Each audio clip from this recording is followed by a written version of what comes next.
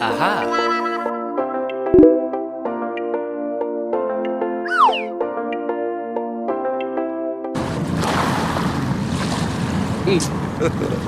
God have mercy upon us.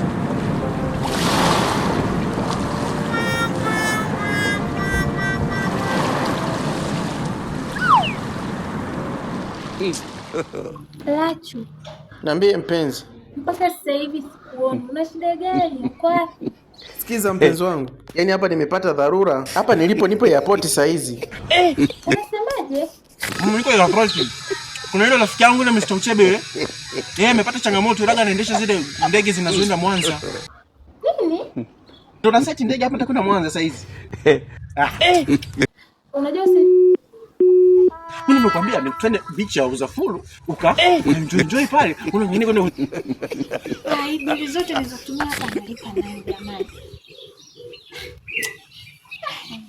Siku nyingine ukome. Hivi sikia leo kali nayo.